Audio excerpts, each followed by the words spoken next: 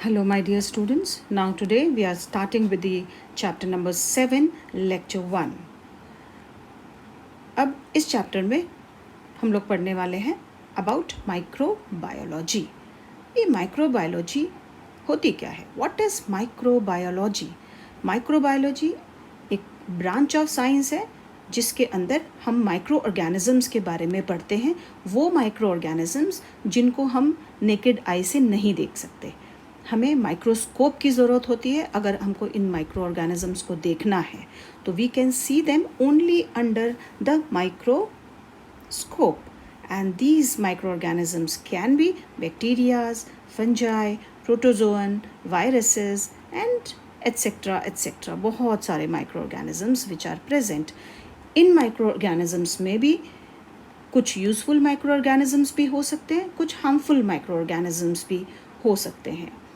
At present हम लोग वो माइक्रो ऑर्गेनिजम्स पढ़ेंगे जो हमारे लिए यूजफुल हो सकते हैं.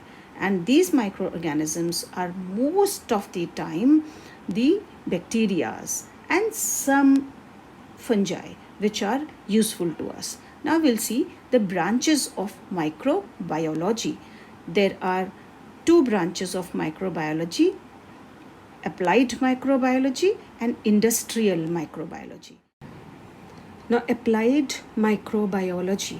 Applied microbiology is the branch of biology जिसके अंदर हम माइक्रो ऑर्गेनिजम्स के एंजाइम्स को पढ़ते हैं, प्रोटीन्स को पढ़ते हैं, उनके जीन्स को पढ़ते हैं, मॉलिक्यूलर लेवल पे उनको हम पढ़ते हैं. किस लिए पढ़ते हैं? ताकि we can see the importance of these micro organisms for the development of human mankind. And इसमें चाहे वो प्रोकैरियोटिक हो चाहे यूकैरियोटिक माइक्रो ऑर्गेनिज्म हो. तो इन शॉर्ट हम बोल सकते हैं कि हम माइक्रोबायोलॉजी में एप्लीकेशंस ऑफ माइक्रो ऑर्गेनिजम्स पढ़ते हैं in the field of science for the production of human beneficial products like medicines, antibiotics, vaccine, enzymes, bio engineer product, food technology etcetera etcetera. Bio engineer product का मतलब है वो product जिसमें हम micro organisms को use करके genetic changes लाते हैं plants और एनिमल्स में, उनके जीन्स को बदल देते हैं using these micro organisms.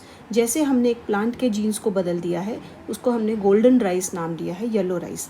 Golden rice में हमने विटामिन ए की मात्रा को इतना बढ़ा दिया है जेनेटिक चेंजेस लाके कि that product is used by the people who are suffering from vitamin A deficiency. तो जिन लोगों को डेफिशिएंसी डिजीज़ेस हैं उनको विटामिन ए की डेफिशिएंसी को पूरा करने के लिए गोल्डन राइस खाने के लिए कहा जाता है. तो मतलब without any using any medicines हमने ऑलरेडी फोर्टिफिकेशन कर दिया है, उसमें इंक्रीज़ कर दिया है उस चीज़ को जिस चीज़ की किसी पेशेंट को ज़रूरत है. इस तरह के हमने बहुत सारे प्रोडक्ट बनाए हैं. And this is related to applied microbiology. दूसरा ब्रांच जो आता है इंडस्ट्रियल माइक्रोबायोलॉजी. इंडस्ट्रियल माइक्रोबायोलॉजी है कमर्शियल यूज़ ऑफ माइक्रोब्स. इसमें हम various economic, social and environmental related processes and product को के लिए हम यूज़ करते हैं, जहाँ पे बहुत सारे microbial processes are carried out. कौन कौन से microbial processes are carried out? Like अगर हमको बहुत सारा जो कचरा पड़ा हुआ है, हमको बहुत बड़े लेवल पे गार्बेज को मैनेजमेंट करना है, गार्बेज को ख़त्म करना है, पोल्यूशन को कंट्रोल करना है, बड़ी बड़ी इंडस्ट्रीज़ में हमको अगर इन माइक्रो ऑर्गेनिजम्स को यूज़ करके हमको बायोगैस प्लांट बनाने हैं तो वहाँ पर हम इन माइक्रो ऑर्गेनिजम्स को यूज़ करते हैं. This is called as industrial microbiology. Industrial microbiology के जो मेन फीचर्स हैं विच आर फर्मेंटेशन, मतलब हम वेरियस प्रोडक्शंस कर सकते हैं. फर्मेंटेशन प्रोसेस को यूज़ करके हम ब्रेड बना सकते हैं, चीज़ बनाते हैं, वाइन बनाते हैं. रॉ मटेरियल के फॉर्म में हम यूज़ करते हैं डिफरेंट केमिकल्स को बनाने के लिए, एंजाइम्स को बनाने के लिए, न्यूट्रिएंट्स को बनाने के लिए, मेडिसिन्स को बनाने की, मतलब एक कच्चा सामान मिलता है हमको. जब हम फर्मेंटेशन करते हैं बहुत सारे प्रोडक्ट हमको मिलते हैं और इन प्रोडक्ट्स को हम एक कच्चे सामान की तरह भी यूज़ करते हैं अलग अलग दूसरे प्रोडक्ट बनाने के लिए.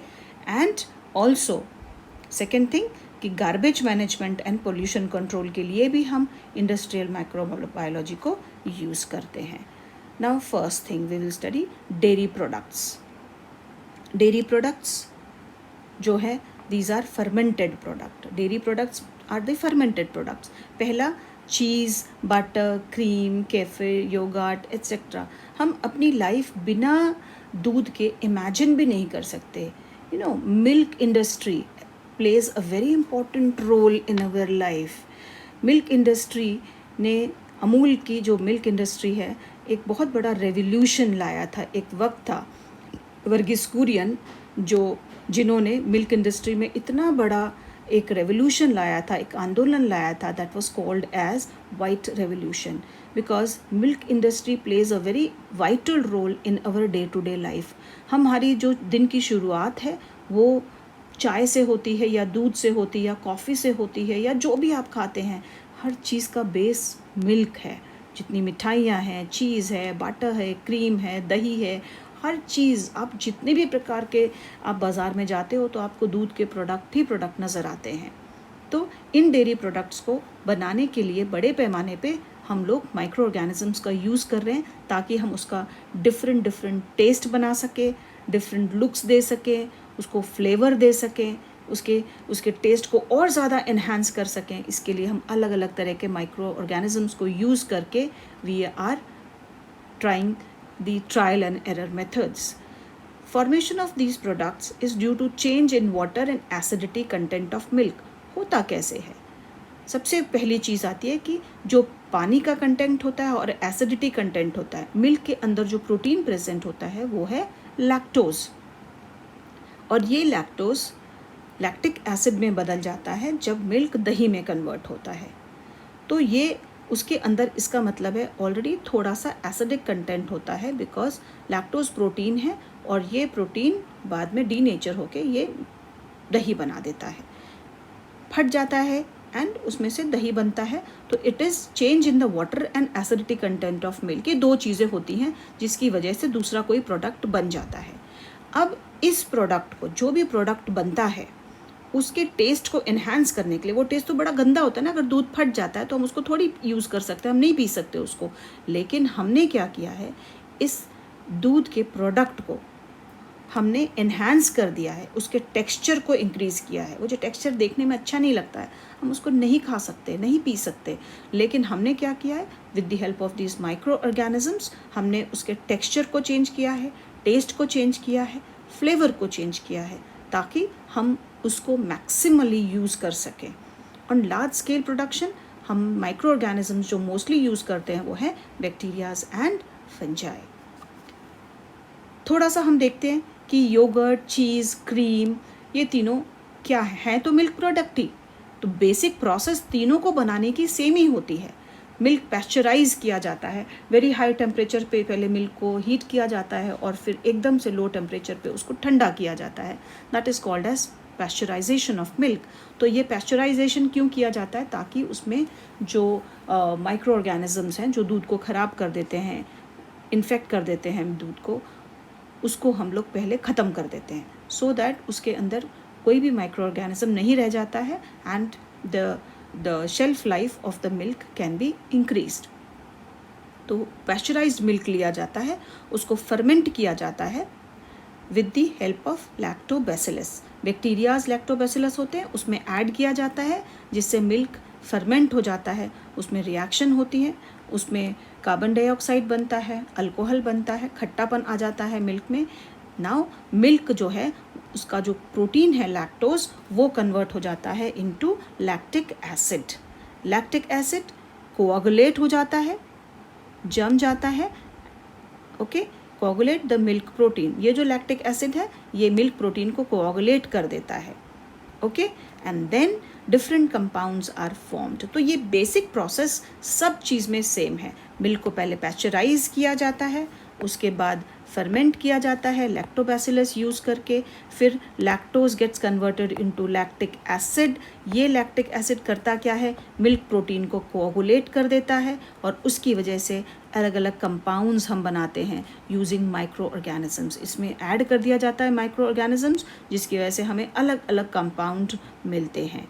जैसे कि एग्जाम्पल, डाई एसिटाइल एक ऐसा कंपाउंड, एक ऐसा केमिकल है जिसको हम ऐड कर देते हैं तो it gives a flavour of butter, it has a flavour of butter ये कंपाउंड। तो हम इसी तरीके से ट्रायल एरर मेथड पे हमने बहुत सारी चीज़ें बनाई हैं कि किसके फ्लेवर से कौन सा टेस्ट आता है। योगर्ट प्रोडक्ट्स, योगर्ट, दही हम घर में जो बनाते हैं, दही बड़ा सिंपल प्रोसेस है। हम घर में क्या करते हैं, मम्मी थोड़ा सा दूध को गर्म करती हैं, उस दूध में थोड़ा सा पिछला दही जो रखा हुआ होता है ऑलरेडी, उसको इनोकुलेंट बोलते हैं हम, तो वो थोड़ा सा दही उसमें ऐड कर देते हैं थोड़ा सा अमाउंट में, और मम्मा उसको रख देती हैं। अगले दिन सवेरे तक वो दही तैयार हो जाता है। ये तो हमारी रोज़मर्रा की घर में दही बनाने की प्रक्रिया है, प्रोसेस है। लेकिन यही चीज़ को अगर हम बड़े पैमाने पे करते हैं, ओके, तो it is just not possible. हम क्या करते हैं, इसी दही को निचोड़ने के लिए एक मसलिन क्लॉथ में टांग देते हैं, जिससे उसका पानी निकल जाता है, और फिर आपके पास जो बच जाता है उसको हम लोग अलग अलग चीज़ें बनाने में यूज़ करते हैं, चाहे वो चीज़ हो या फिर आप बोल श्रीखंड हो, जो भी चीज़ें आप खाते हैं स्वीट्स बनाने में यूज़ करते हैं। लेकिन बड़े पैमाने पे जब हम यूज़ करते हैं तो क्या करते हैं, yoghurt is a milk product, yoghurt is a milk product formed by addition of inoculant. अभी अभी मैंने बोला कि इनोकुलेंट ऐड कर देते हैं जिसमें ऑलरेडी नेचुरली बैक्टीरिया प्रेजेंट होता है, लैक्टोबैसिलस। हम कुछ ऐड नहीं करते, वो इनोकुलेंट में होता है। वो जो थोड़ा सा दही हम दूध में ऐड करते हैं उसके अंदर ऑलरेडी नेचुरली वो गुड बैक्टीरियाज प्रेजेंट होते हैं जो दूध को दही में कन्वर्ट कर देते हैं। लेकिन इंडस्ट्रियल प्रोडक्शन के लिए, बड़े पैमाने पे जब प्रोडक्शन किया जाता है तो हम उसमें कंडेंस्ड मिल्क पाउडर को यूज़ किया जाता है, ताकि मिल्क प्रोटीन जो है, जो मिल्क है वो डीनेचर ना हो जाए, फट ना जाए, जिससे वो दही की कंसिस्टेंसी ख़राब ना हो जाए। बड़े पैमाने पे इतना सारा दूध ख़राब होगा तो it is going to be a big loss. तो ऐसा ना हो इसलिए हम कंडेंस्ड मिल्क पाउडर डालते हैं टू प्रिवेंट डीनेचुरेशन। डीनेचुर मतलब प्रोटीन फट जाते हैं, सेपरेट हो जाते हैं, प्रोटीन ख़राब हो जाते हैं। Milk protein that is lactose, वो ख़राब ना हो, डीनेचर ना हो, इसलिए हम मिल्क पाउडर डालते हैं। उसके बाद मिल्क को बॉईल किया जाता है, कूल किया जाता है, ठंडा किया जाता है, थोड़ा सा वार्म टेम्परेचर पे लाते हैं क्योंकि दही को वार्म टेम्परेचर पर ही लगाया जाता है। और फिर उसमें बैक्टीरियल स्ट्रेन्स ऐड किए जाते हैं, स्ट्रेप्टोकोकस थर्मोफिलस और उसके बाद लैक्टोबैसिलस डलब्रूकई।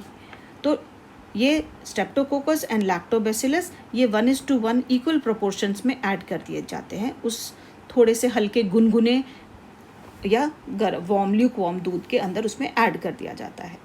अगर ठंडी है तो थोड़ा सा ज़्यादा टेम्परेचर होता है, आप बोल सकते हो। अगर गर्मी है तो इतने ज़्यादा गर्म दूध की ज़रूरत नहीं पड़ती है, बट उनका वो तरीका होता है। स्ट्रेप्टोकोकस और ये दोनों करते क्या है, स्ट्रेप्टोकोकस उसको एक थिक कंसिस्टेंसी देता है, थिक कंसिस्टेंसी और एक जेल लाइक लुक देता है।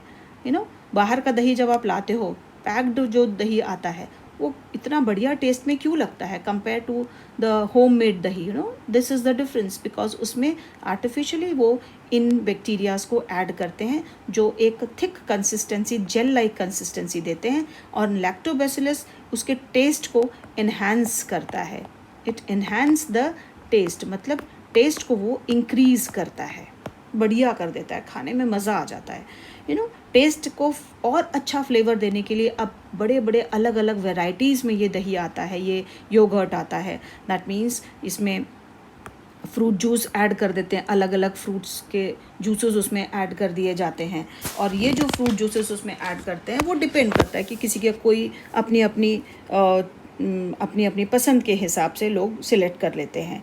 तो फ्रूट जूसेस को उसमें ऐड कर दिया जाता है टेस्ट को इन्हांस करने के लिए, एंड शेल्फ लाइफ इंक्रीज़ करी जाती है बाय पैस्चराइजेशन। सो पैस्चराइजेशन से उसकी जो शेल्फ लाइफ है, ताकि वो बहुत दिनों तक वो ख़राब ना हो, बॉटल पैक्ड होता है तो उसमें वो अच्छे से टिका रहे।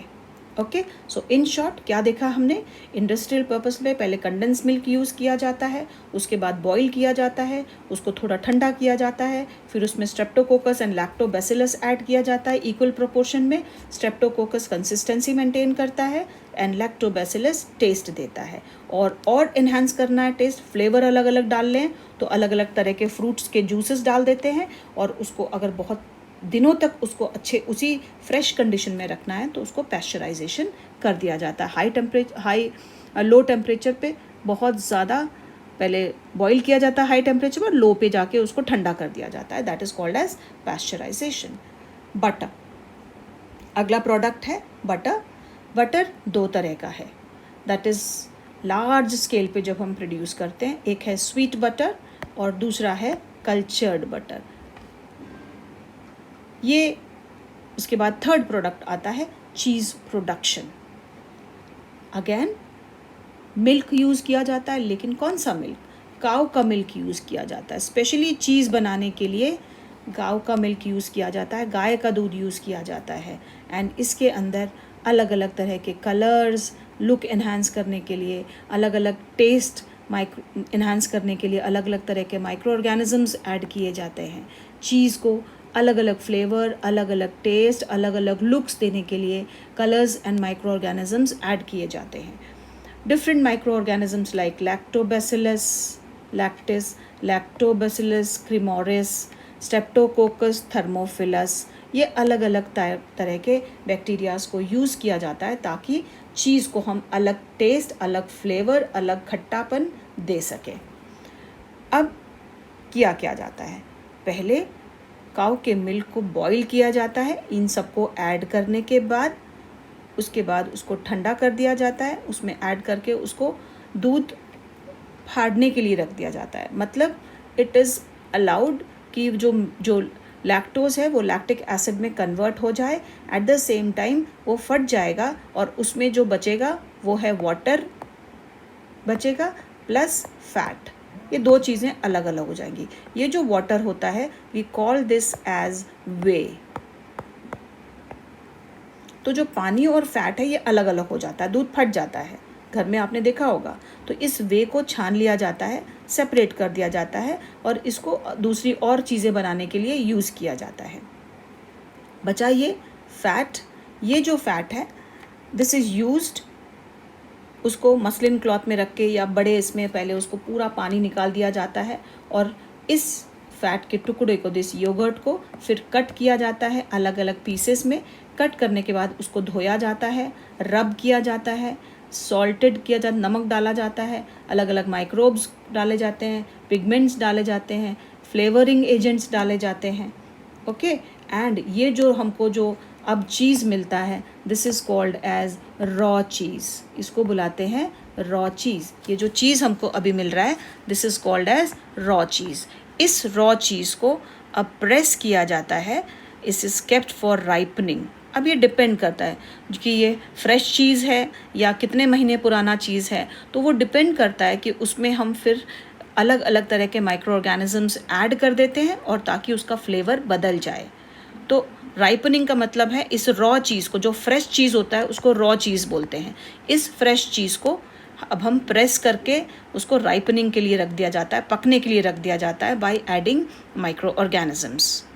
पुराने ज़माने में रेनेट एंजाइम को यूज़ किया जाता था, which was taken out from the alimentary canal of the cattle, गाय या बफलो के एलिमेंट्री कैनाल में ये रेनेट एंजाइम होता था बिकॉज ये मिल्क डाइजेस्टिंग एंजाइम है यूज। बट अब नए टाइम पे आज के मॉडर्न ज़माने में हम लोग प्रोटीएज एंजाइम यूज़ करते हैं, दैट इज़ फ्रॉम फंगस से निकाला हुआ। ये फंगल प्रोटीएज एंजाइम है जिसको हम यूज़ करते हैं चीज़ बनाने के लिए। कई लोग वेजिटेरियन होते हैं, they don't want rennet enzyme कि कैटल का निकला हुआ हम लोग नहीं लेंगे, ये एंजाइम उसके बॉडी के एलिमेंट्री कैनाल से निकाला हुआ है। इसलिए अब जो वेजिटेरियन टाइप ऑफ चीज़ बनाते हैं उसमें प्रोटीएज एंजाइम यूज़ करने लगे हैं which is made from the fungus. तो क्या किया, पहले काऊ का दूध लिया या मिल्क लिया, उसको फ्लेवर या कलर या माइक्रो ऑर्गेनिज़म ऐड किए, जो भी माइक्रो ऑर्गेनिज़म ऐड करने हैं वो ऐड कर दिए, उसको गर्म करके ठंडा किया गया। उसके बाद उसमें पानी और फैट अलग हो जाता है। हमने जो पानी अलग हुआ उसको बोलते हैं वे, और इस वे को निकाल दिया जाता है। उसको अब ये जो हमको बाद में छानने के बाद, प्रेस करने के बाद जो टुकड़ा बचता है, इसको योगर्ट बोलते हैं। इसको कट किया जाता है, wash, rubbed, salted, micro organism, pigment, flavour सब ऐड किया जाता है और उसके बाद इसको राइपनिंग के लिए रख दिया जाता है। अब हमको अलग अलग तरह के चीज़ मिलते हैं on the basis of the types of the organism and the ripening period. कितने दिनों तक उसको पकाने के लिए, राइपन करने के लिए रखा जाता है। पहला है सॉफ्ट चीज़। सॉफ्ट चीज़ जो फ्रेश हमको मिलता है उसको बोलते हैं सॉफ्ट चीज़। बिल्कुल सॉफ्ट होता है, उस टाइम फ्रेश होता है। ओके, एंड इस जो सॉफ्ट चीज़ में आते हैं, फ्रेश चीज़ में आते हैं, they are cottage cheese, cream cheese and mozzarella cheese, जो हम अपने पिज़्ज़ाज़ में यूज़ करते हैं, that is mozzarella cheese. Cream cheese हम बहुत सारे मेयोनीज़ वगैरह बनाने में यूज़ करते हैं, दैट इज़ आप ब्रेड के ऊपर लगाते हैं। देयर आर सेमी हार्ड चीज़ जो राइपनिंग के लिए 3 से 12 महीने तक उसको पकने के लिए रख दिया जाता है after addition of the micro organism. One of the example is cheddar cheese, ये सेमी हार्ड चीज़ हैं। And then coming to very hard cheese, ये इसको राइपन करने के लिए कम से कम 12 से 18 महीने लगते हैं, करीब 1.5 साल का वक्त लग जाता है इस चीज़ को बनाने के लिए। And parmesan cheese is very hard cheese. Semi cheddar cheese जो होता है, जो चेदार चीज़ में इसमें ऐसे होल्स दिखेंगे, इस चीज़ में आपको ऐसे बड़े बड़े होल्स नज़र आते हैं, no, so that is semi hard cheese और चेदार चीज़।